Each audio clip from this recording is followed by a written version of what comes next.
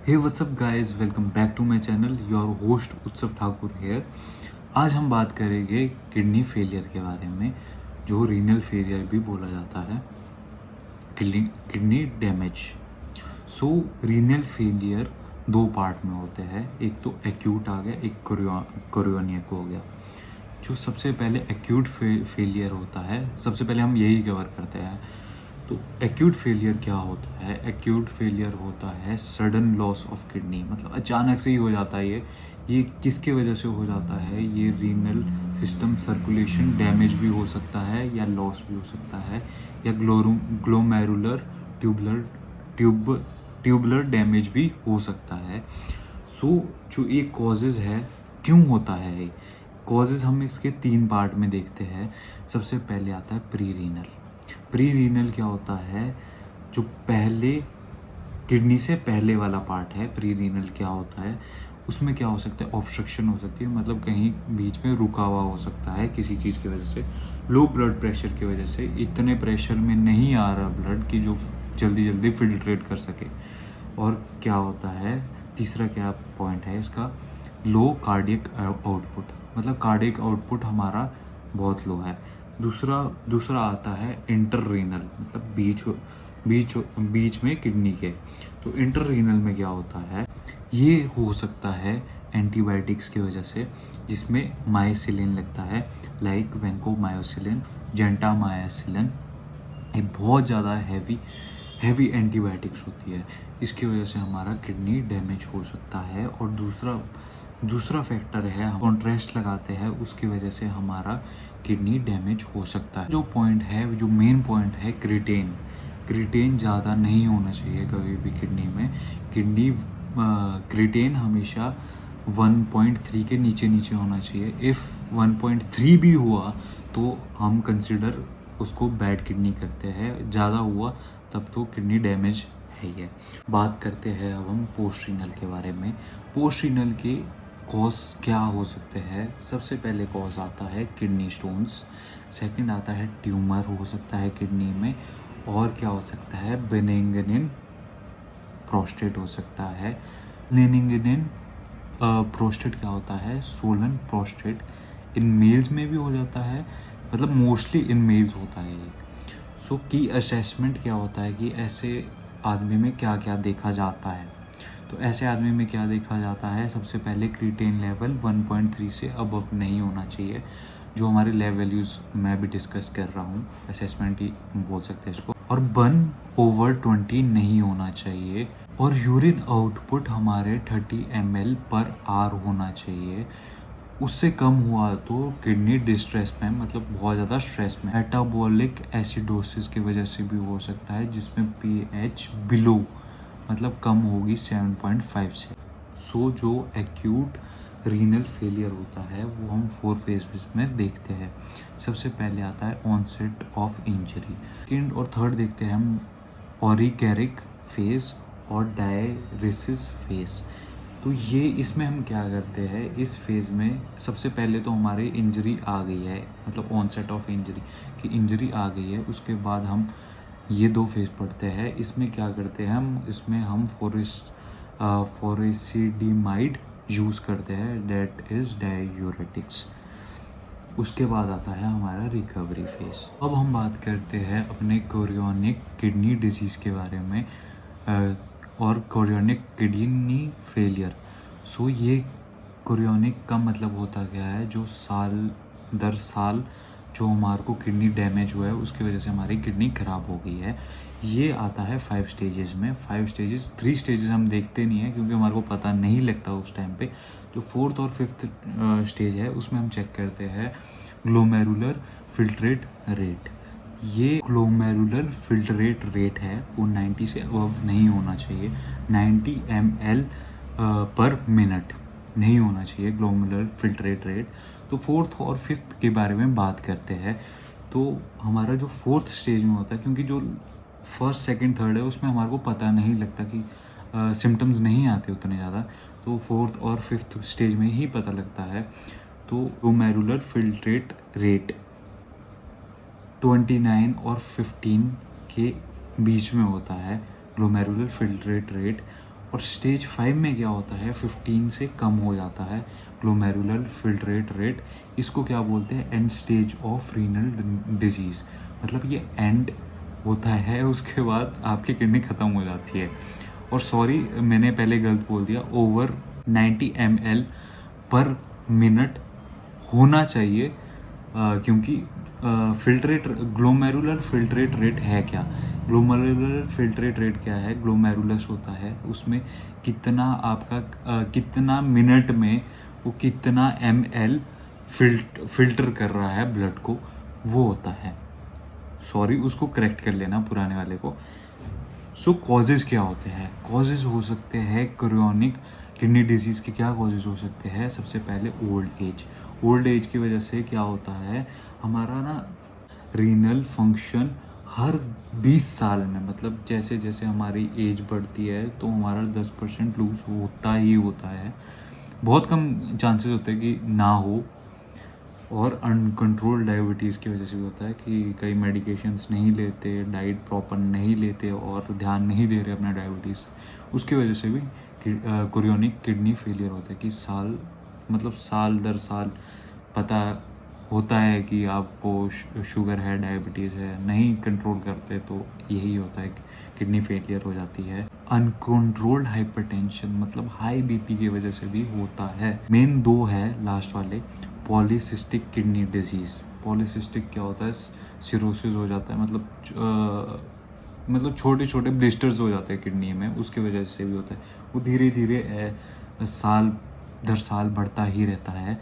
और unchecked auto immune disease की वजह से, ऑटो इम्यून डिजीज़ में क्या होता है, हमारे सेल्स खुद को ही मारना शुरू कर देते हैं। ऑटो इम्यून का मतलब ये होता है। डायग्नोसिस में क्या आता है, डायग्नोसिस में हमारे को सबसे पहले तो अपना क्रिएटिनिन लेवल प्रॉपर करना पड़ता है। हमारे को क्या करना पड़ता है, क्रिएटिनिन क्लीयरेंस टेस्ट देना पड़ता है। उसमें क्या होता है, सबसे पहले आपका ना 24 आवर का सारा यूरिन कलेक्ट होता है कंटेनर में, मतलब अलग अलग कंटेनर में जितनी बारी आप यूरिनेट करते हो उसको कलेक्ट होता है। फर्स्ट बारी हमने यूरिन दिया तो उसको हम डिस्कार्ड कर देते हैं और बाकी यूरिन में क्रिएटिनिन लेवल चेक करते हैं मेडिकेशन देने के बाद। और हमारी वैल्यूज़ 1.3 से ज़्यादा नहीं आनी चाहिए, या 1.3 आई तो किडनी ख़राब है, मतलब किडनी डैमेज है। अब क्रोनिक किडनी डिजीज़ के हम साइन एंड सिम्टम्स देखते हैं। सबसे पहले तो लो यूरिन आउटपुट, जो मैंने बोला था 30 ml पर आवर से लो होगा तो किडनी डिस्ट्रेस होगी, ख़राब हो जाएगी किडनी, मतलब हो गई है ख़राब। और क्रिटिकल कॉम्प्लिकेशंस क्या है, हाइपर सेंसिटिव सिरोसिस, उसमें क्या होगा, हेडेक आएगी हमारे को, वॉमिटिंग आएगी, नोज़िया होगा, चेंज ऑफ मेंटल स्टेटस की समझ नहीं आएगा क्या करना है, और एनीमिया मतलब खून की कमी करेगी वेस्ट प्रोडक्ट की हमारे साइन एंड सिम्टम्स में। सो वेस्ट प्रोडक्ट में सबसे पहले हाइड्रोजन आयन होगा। हाइड्रोजन आयन मतलब एसिडिक होगा हमारा urine. Metabolic acidosis pH below 7.5 होगी यूरिन की। और हमारे यूरिन में यूरिया का कंटेंट भी ज़्यादा होगा और यूरेमिक फुट भी हो सकता है। हमारी बॉडी में हाई इलेक्ट्रोलाइट होगी, सोडियम बड़ा होगा। नॉर्मल सोडियम क्या होता है, 135 से 145 के बीच में होता है जब सोडियम बड़ा होगा। फॉस्फोरस भी हाई होगा, जो नॉर्मल वैल्यूज़ होती है फॉस्फोरस की वो 3 से 4.5 तक होती है नॉर्मल वैल्यूज़, पर फॉस्फोरस बड़ा होगा। और पोटेशियम भी हाई होगा। नॉर्मल वैल्यूज़ क्या है पोटेशियम की, 3.5 से 5 तक। जो पोटेशियम है वो मेन होता है हमारी बॉडी में। पोटेशियम क्या काम करता है, पंप करता है हार्ट को, और ये अपने एसटी एलिवेशन में भी हेल्प करता है और टी वेव्स के एलिवेशन में भी हेल्प। प्रायोरिटी ट्रीटमेंट क्या होती है जब कोई भी किडनी फेलियर होता है तब। सबसे पहले मेन हमारा आता है पोटेशियम का ध्यान रखना है हमने, क्योंकि जो पोटेशियम हाई हुआ है उसके लिए हम क्या करते हैं, क्योंकि वो हार्ट से रिलेटेड है, सबसे पहले हम और ऑर्गन्स को भी बचाते हैं। वो ऑर्गन तो चलो हो ही गया है, मतलब ख़राब हो ही गया है, बट हमने और ऑर्गन्स को भी बचाना है। सो हम क्या करते हैं, प्रायोरिटी ट्रीटमेंट होती है हमारी आईवी मतलब हम इंट्रावेन डालते हैं कैल्शियम ग्लूकागोनेट। सेकंड, इफ़ आप कैल्शियम ग्लूकागोनेट नहीं डालते हैं तो आपको IV 50% dextrose plus regular insulin देना पड़ता है। 50% डेक्सट्रोज तो किडनी उसके लिए पोटेशियम्स के लिए आ गया, तो ये हेल्प और क्या करेगा, ये हमारा शुगर लेवल लो कर देगा। सो हमारे को रेगुलर इंसुलिन भी देना पड़ता है ताकि हमारा शुगर लेवल मेंटेन रहे। हमारा लास्ट है वो है डायलिसिस। हम इसके बाद डायलिसिस करते हैं। मेन चीज़ क्या है, की पॉइंट्स क्या है इसमें, हम चेक करते हैं डेली वेट्स। सो जैसे ही हमारा 1 kg वेट बढ़ा तो ये समझो कि हमारा 1 लीटर ऑफ फ्लूइड बढ़ा है हमारी बॉडी में। मतलब हमारी बॉडी ने रिटेन किया है फ्लूइड हमारे बॉडी में। सो हम क्या चीज़ अवॉइड करते हैं जब हमारे किडनी डैमेज होती है। सबसे पहले एनसेड्स क्या आ गया है, एनसेड्स आ गया है हमारे लाइक पेन किलर्स, ओपियोइड्स वगैरह इस टाइप्स के, इसको अवॉइड करते हैं। और करते हैं CT कॉन्ट्रास्ट, एंटीबायोटिक्स को भी अवॉइड करते हैं जो सिलिन में एंड होती है क्योंकि वो हैवी होती है बहुत ज़्यादा किडनी के लिए।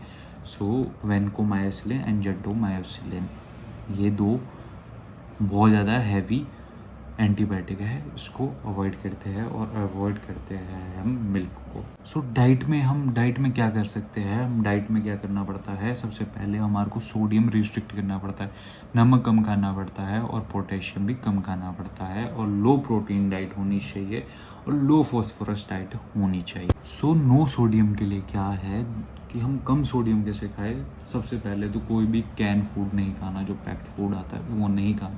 नो चिप्स, नो कुरकुरा, क्योंकि उसमें सोडियम लेवल बहुत हाई होता है। और नो प्रोसेस्ड मीट, मतलब जो बाहर मिलता है मीट, प्रोसेस्ड मतलब जो फ्रीज़र वगैरह में रखा होता है ना कि मतलब इंडिया में तो नहीं है इतना, बट बाहर आपको कैन में मिलता है, लाइक फ़िश वगैरह मिल गई, बहुत सारी मतलब मीट मिलते हैं आपको कैन में। और नो पोटेशियम हम कम कैसे करेंगे, सबसे बेस्ट चॉइस है ना कि हमने पोटेशियम कम करना है, सबसे पहले एप्पल्स खाओ। बेस्ट आइडिया, एप्पल्स खाओ। और मैं मतलब अपनी एडवर्टाइजमेंट नहीं कर रहा, बट एप्पल खाओ। सो नो सॉल्ट एक्स्ट्रा नहीं डालना है, ऐड नहीं करना है खाने में। जैसे कि आप बाहर से सॉल्ट ऐड कर देते हो। नो लीफी वेजिटेबल्स, क्योंकि उसमें पोटेशियम बहुत हाई होता है। स्पिनच भी नहीं खाने, और एवोकाडोस तो बिल्कुल नहीं, कैरेट्स नहीं खाने, टमाटोज नहीं खाने, कच्चे नहीं खाने, स्ट्रॉबेरी भी नहीं खा सकते, ऑरेंज जूस भी नहीं पी सकते, और अपना बनानास भी नहीं खा सकते। और फॉस्फोरस के लिए क्या होता है, हमारे को मतलब डेयरी प्रोडक्ट्स छोड़ने पड़ते हैं। योगर्ट, पुडिंग, मिल्क, खीर सब कुछ छोड़ दो और लो प्रोटीन डाइट खानी है। मतलब चिकन ब्रेस्ट छोड़ दो, अंडे छोड़ दो, मतलब छोड़ो तो नहीं, मतलब लिमिट करो। एक होता है कि छोड़ना होता है, एक होता है लिमिट करना। सो ये डाइट वगैरह है नॉर्मल, मतलब ये किडनी डैमेज वालों के लिए है डाइट।